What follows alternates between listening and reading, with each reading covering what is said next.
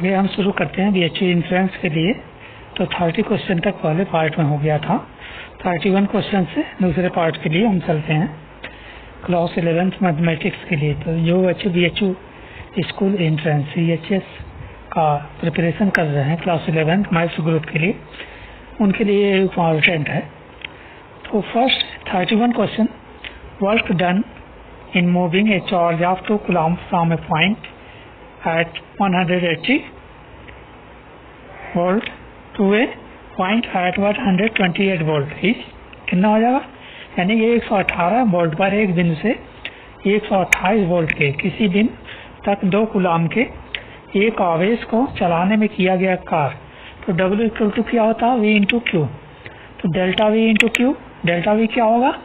128 minus 118 10 हो गया। तो 10 into 2 V into Q equal to W equal to W और 10 इंटू 2 हो जाएगा। क्या हो जाएगा? 20 जूल। क्या होगा? 20 जूल हो जाएगा। क्वेश्चन नंबर 31 का यानी कि सेकंड वाला ऑप्शन है 20 जूल सही। अब क्वेश्चन नंबर 32 देखते हैं। क्वेश्चन नंबर 32, तो 32 में क्या है? An electric bulb draws A current 0.25 ampere for 20 minute. The ampere of the amplitude of electric charge difflows through the circuit is, यानी कितना सर्किट में जो है धारा बहेगी। एक विद्युत बल्ब 20 मिनट के लिए 0.2 एम्पियर की धारा खींचता है, तो वर्कर से होकर प्रवाहित वैद्युत आवेश की मात्रा होगी। तो इसमें क्या होता है? फार्मूला क्या होता है? V equal to I into T. V equal to I into T. T को हम सेकंड में चेंज कर देंगे, यानी आई क्या है हमारा? 0.25 इंटू टी, यानी कितना मिनट है? टी 20 मिनट, तो 20 इंटू 60 हो जाएगा। तो सब बराबर हो जाएगा कितना?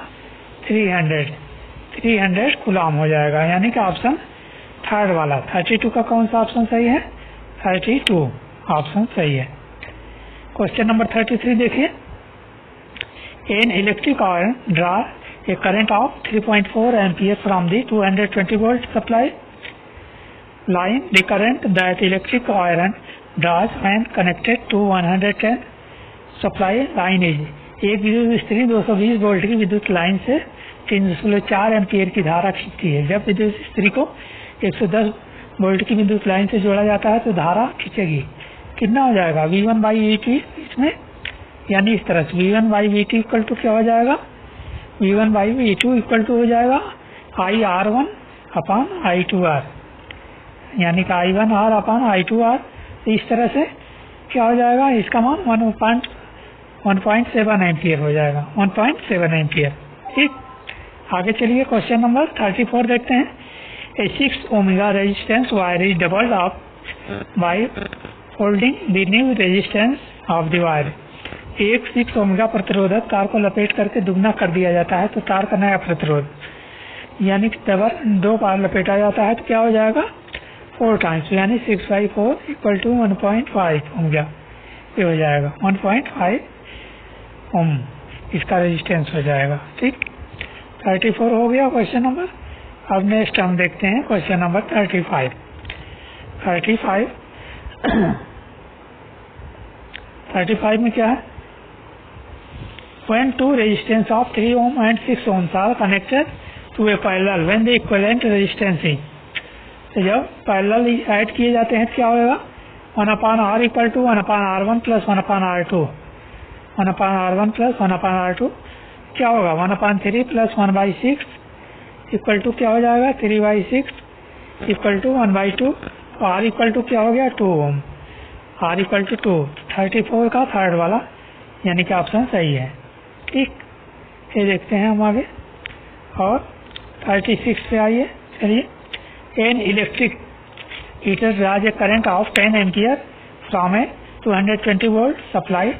What will be the cost of using the heater for 5 hours every day for 30 days if the cost of 1 unit 1 kilowatt is 5.0। तो 36 में क्या है? तो इसको हम क्या करते हैं? तो H इक्वल टू VIT होता है। H इक्वल टू क्या होता है? V into I into T. ठीक, VIT। तो किससे मल्टीप्लाई करेंगे? 220 इंटू 5 इंटू 10 इंटू 30, ये हो जाएगा कितना? 330 किलोवाट हो जाएगा। 330 किलोवाट, 330 किलोवाट। इसको हम मल्टीप्लाई करेंगे 5.2 से, तो क्या आ जाएगा? ₹1716। 36 का फर्स्ट वाला ऑप्शन सही है। ठीक, आगे देखते हैं हम 37। A jet engine works on the principle of conservation of linear momentum. A jet engine works on the principle of conservation of linear momentum, ये वाला ऑप्शन सही है। आगे हम देखते हैं 38 question number. A Bob half second pendulum is replaced by another bob of double mass, the new time period will be, नया time period क्या हो जाएगा? 2 सेकंड होगा। ठीक, अब क्वेश्चन नंबर क्या देखते हैं हम? 39। The magnetic field at a distance of r from a long wire carrying current T is 0.4 Tesla. The magnetic field at a diameter 2r from the wire is, तो इसमें कैसे हम लगाएंगे? तो R1 by R2, यानी R1 by R2 equal to क्या होगा? R1 by R2 equal to V2 by V1, V2 by V1। इससे हम फार्मूला यानी कि लगाएंगे। जो चीज़ नहीं मालूम है, यानी सेकंड वाला नहीं है, क्या हो जाएगा? 4 वाला ऑप्शन। 39 का 4 0.2 टेस्ला। ठीक, अब देखते हैं question number 40। A bomb of mass 30 kilogram at rest explodes into two pieces of 18 kilogram and 12 kilogram. The velocity of 18 kilogram mass is 6 meter per second. The kinetic energy of the other mass will be, तो इसमें क्या? Einstein का mass energy relation क्या होता है? Equal to mc square. इसके द्वारा पहले हम चेंज कर लेंगे, उसके बाद काइनेटिक एनर्जी के इक्वल टू क्या होता है? हाफ mv स्क्वायर, के equal to half mv square. इस तरह से दोनों, यानी कि बाद वाला चेंज करेंगे तो क्या आएगा? 4 वाला ऑप्शन, 486 जूल आएगा, 486 जूल। अब 41। The law applicable for determining the apparent change in frequency when a source and an observer और इन द मोशन इज, तो क्या है? जब स्रोत एवं प्रेक्षक दोनों गतिमान है तो आवृत्ति में आभासी परिवर्तन ज्ञात करने संबंधी नियम क्या है? Doppler's law. क्या है? Doppler's law. अब देखते हैं आगे क्वेश्चन नंबर 41। 41 वाला हो गया क्वेश्चन। 41 ये है, the law applicable for determining the apparent change in frequency when a source and an observer are in motion. जब स्रोत एवं प्रेक्षक दोनों गतिमान है तो आवृत्ति में आभासी परिवर्तन किसके द्वारा होता है? डॉपलर के नियम से। 41 वाला हो गया। अब 42 क्वेश्चन देखते हैं। क्वेश्चन नंबर 42 क्या है? A car accelerates from rest at a constant rate for some time after which in the accelerate at a constant rate beta and comes to the rest if the total time elapses at the maximum velocity acquired by the car will be, यानी एक car कुछ समय के लिए क्या है? एक स्थिर दर अल्फा से त्वरित होती है, जिसके बाद एक स्थिर दर बीटा से अवमंदित होती है तथा अंत में स्थिर अवस्था प्राप्त करती है। यदि इस बीच में लगा कुछ समय टी हो तो कार द्वारा यानी अधिग्रहित अधिकतम वेग क्या होगा? अल्फा बीटा अपान alpha plus beta into T होगा, ये वाला। ठीक, ये वाला ऑप्शन सही होगा। अब 43 क्वेश्चन नंबर 43 देखते हैं। A body of mass 5 kilogram is moving with a momentum of 10 kilogram meter per second. A force of 0.2 Newton acts on it in the direction of motion of body for 10 seconds. The increase in kinetic energy. The increase in kinetic energy कितना होगा? Kinetic energy increase in 4.4 joule. क्या हो जाएगा? 4.4 joule. ठीक, अब next देखते हैं magnetic field inside है लॉन्ग सॉलिनॉइड इज, तो एक समान और मजबूत यूनिफॉर्म एंड स्ट्रांग होगा, यानी कि एक लंबे सॉलिनॉइड के अंदर चुंबकीय क्षेत्र होता है, एक समान और मजबूत होता है। ठीक, 44 हो गया। क्वेश्चन नंबर 45 हम देखते हैं। 45 क्या है? नेचर ऑफ, यानी मनुष्य के आँख की रेटिना पर बनने वाले प्रतिबिंब की प्रकृति क्या होती है? रियल एंड इन्वर्टेड, यानी क्या होता है? वास्तविक एवं उल्टा होता है। वास्तविक एवं उल्टा। ठीक। और क्वेश्चन नंबर 46 देखते हैं। 1 kilowatt hour is equal to 3.6 into mega joule, यानी 3.6 इंटू 10⁻6 जूल होता है। 10⁻6 जूल होता है, इसको हम कहते हैं 3.6 मेगा जूल। 3.6 मेगा जूल कहते हैं। क्वेश्चन नंबर 47 देखिए। 47 क्या है? The force of gravitation between two bodies of mass 1 kilogram each a distance of 1 metre in micrometre. 1 kilogram द्रव्यमान के दो द्रव्यमान 1 मीटर की दूरी पर निर्वात में रहे तो उनके मध्य लगने वाला गुरुत्वाकर्षण बल क्या होगा? गुरुत्वाकर्षण बल 6.67 इंटू 10⁻11 न्यूटन। ठीक, इतना होगा। और 48 क्या है? कि wire of resistance R is cut into 5 equal parts and then come in parallel. इसके बाद उनको पैरेलल कर दिया जाता है। तो एक तार जिसका प्रतिरोध आर है 5 बराबर भागों में काटा जाता है, तो उसका प्रतिरोध यानी समांतर क्रम में जोड़ने के उपरांत परिणामी प्रतिरोध क्या होगा? R/5 हो जाएगा। ठीक है। अब हम देखते हैं क्वेश्चन नंबर 49 क्या है? एट वाट टेम्परेचर और फ़ारेनहाइट एंड केल्विन इक्वल, तो 574.59 574.4 वाला ऑप्शन है सही है। ठीक। क्वेश्चन नंबर 50 देखते हैं। Which phenomenon is responsible for the reddish appearance of the sun at sunrise or sunset? यानी कौन सी घटना सूर्योदय या सूर्यास्त पर सूर्य के लाल दिखने के लिए उत्तरदायी होता है? तो स्कैटरिंग ऑफ लाइट होता है। ठीक। क्वेश्चन नंबर 51 देखिए। The bond dissociation energy of hydrogen bonds in water molecule is, जल के अणु में हाइड्रोजन आवन की वियोजन ऊर्जा कितनी है? 23.3 किलो जूल पर मॉलिक्यूल। अब 52, which element in the following reaction gets oxidise कौन सा हो रहा है? जिंक हो रहा है। ठीक है, जिंक जो है ऑक्सीडाइज हो रहा है। ये हो गया। अब चलिए इधर देखते हैं क्वेश्चन नंबर 53 क्या है? The common name of sulphuric acid oil of vitriol कहा जाता है। क्या कहा जाता है? Oil of vitriol. Question number 54, a complex compound in which the oxidation number of metal is 0 is निकल टेट्रा कार्बोनिल NiCO4 है। ठीक। ये देखिए। अब क्वेश्चन नंबर 55 क्या है? Excess of silver nitrate is added to 100 millilitre of 0.01 m solution of dichloro tetra ecopyridium third chloride. The number of moles of AgCl precipitated would be 100 millilitre 0.01 mole dichlorotetra aqua chromium third chloride के घोल में अधिक मात्रा में silver nitrate डाला जाता है और क्षेपित हुए सिल्वर क्लोराइड के मोल्स की संख्या होगी 0.001 होगी। ठीक। आगे अब हम देखते हैं क्वेश्चन नंबर 56 क्या है? Among the following compounds, the one that is most reactive towards electrophilic nitration is toluene. टॉल्यून जो होता है मोस्ट इलेक्ट्रोफिलिक नाइट्रेशन होता है। ठीक, रिजोनेंस इफेक्ट के कारण होता है ऐसा। अब ये देखिए, करेक्ट ऑर्डर ऑफ एटॉमिक रेडियाइज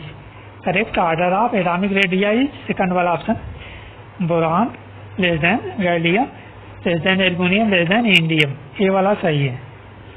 ठीक। अब देखते हैं 58 देखिए। विच of the following contains highest number of molecules, तो 32 ग्राम ऑफ सल्फर डाइऑक्साइड। इसमें जो है अणुओं की अधिकतम संख्या होगी। ठीक, इसमें क्या होगी? अधिकतम अणुओं की संख्या होगी। 59 the molecular formula of potash alum is K2SO4 Al2SO4 whole thrice into 24H2O। ये वाला लास्ट वाला ऑप्शन सही है। K2SO4 Al2SO4 whole thrice into 24H2O। ठीक। अब देखते हैं क्वेश्चन नंबर कितना है। Question number 16। German silver is an alloy of copper nickel and zinc. German silver यानी कॉपर निकिल और जिंक का क्या है, अलॉय है, मिश्र धातु है, मिश्र धातु है। क्वेश्चन नंबर 61 देखिए।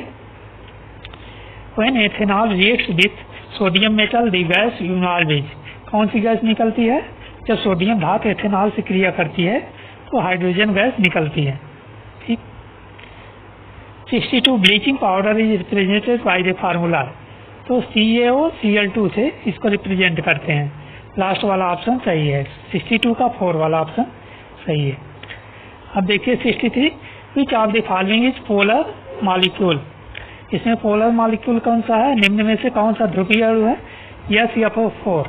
ठीक है, टेट्राफ्लोरोसल्फर ये है। अब 64 देखिए। In the reaction Cu2+ plus या फिर Cu प्लस या फिर 2+ the substance that is oxidise. इसमें ऑक्सीडाइज कौन सा हो रहा है, या फिर फेरस, क्योंकि फेरस में इलेक्ट्रॉन निकल रहे हैं तभी या फिर 2+ हो रहा है, इसलिए फेरस जो है ऑक्सीडाइज हो रहा है। ठीक। अब 64 हो गया। अब 67 देखते हैं। 67 देखिए चलिए। 64 हो गया था। The burning of magnesium in air is. The burning of magnesium in air is.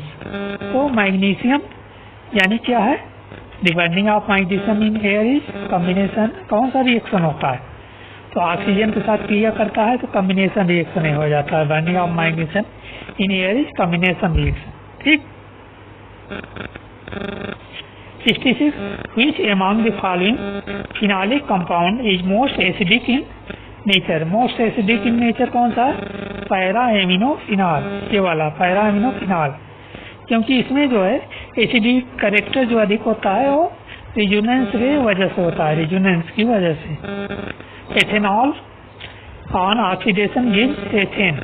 तो एथेनॉल ऑक्सीडेशन पे क्या हमें देता है, एथेन देता है। ठीक। आगे चलिए। 68 the metal that does not displace hydrogen from dilute acid. वह धातु जो तन अम्ल से हाइड्रोजन विस्थापित नहीं करती, क्या है, कॉपर है। कौन सा है, कॉपर। ठीक, कॉपर हो गया। अब क्वेश्चन नंबर 69 पे हम आते हैं। Question number 69। Bauxite is the most important ore of. तो बॉक्साइट इसका मुख्य अयस्क है एल्युमिनियम का, फर्स्ट वाला ऑप्शन सही है इसमें। ठीक। अब देखिए 70 Bros is an alloy of zinc and copper.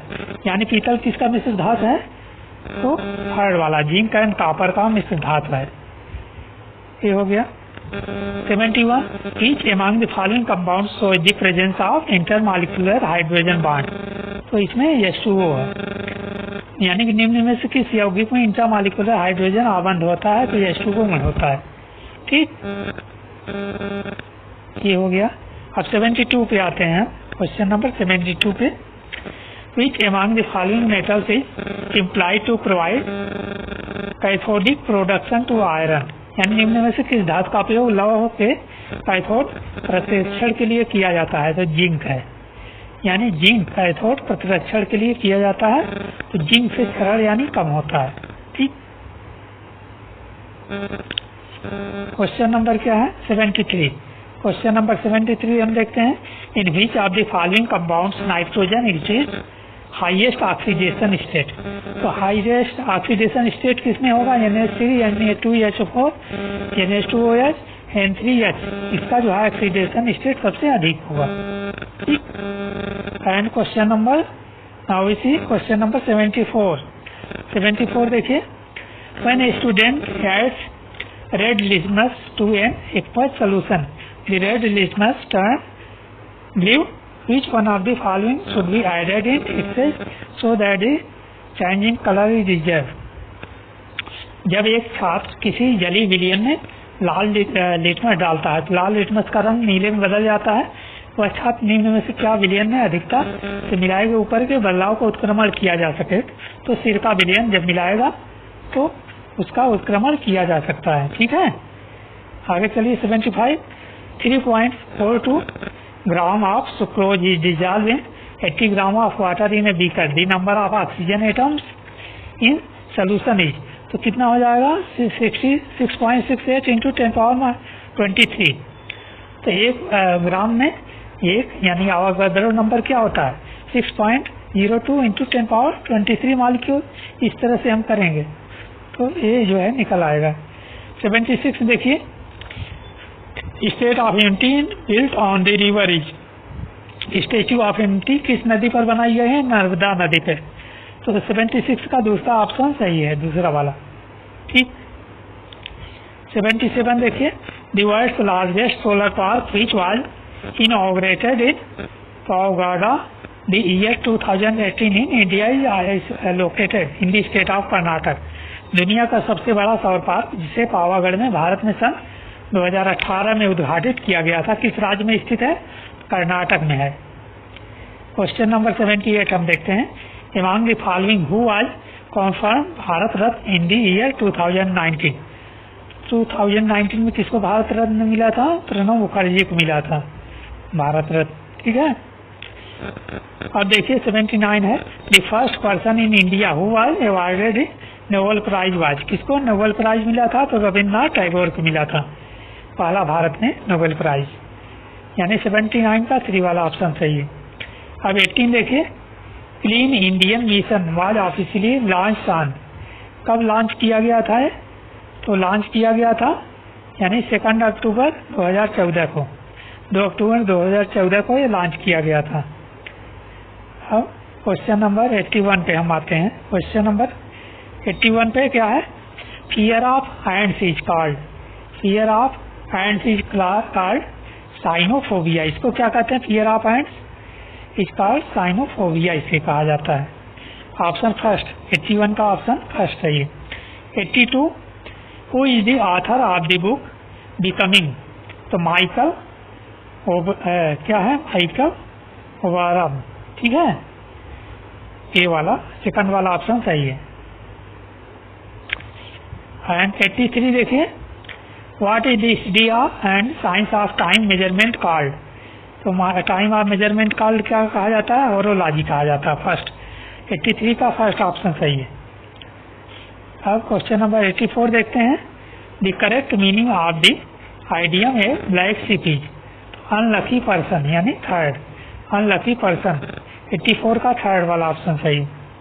अब 85 देखिए, identity the correctly spelled word, यानी सबसे सही क्या है, तो एक्यूटेंस और फर्स्ट सेकंड फोर्थ नहीं सही है, एक्यूटेंस ACQUAINTANCE ये वाला ऑप्शन जो है सही है 85। 86 देखते हैं, change the following sentence into active voice, every doctor is cheated by him, every doctor is cheated by him, इसका एक्टिव वॉइस क्या होगा, ही चीट्स एवरी डॉक्टर, यानी थर्ड वाला ऑप्शन ये वाला सही है। ही cheated every doctor, he has cheated every doctor, तो थर्ड वाला इसमें ऑप्शन सही है। अब क्वेश्चन नंबर 87 देखते हैं। 87 क्या है, change the sentence into passive voice, passive voice में कौन है, someone has spread this rumour, तो first this rumour has spread, this rumour has been spreading, this rumour was spread, ये सब गलत है, this rumour has been spread third वाला, यानी 87 का थर्ड वाला ऑप्शन सही है, ठीक।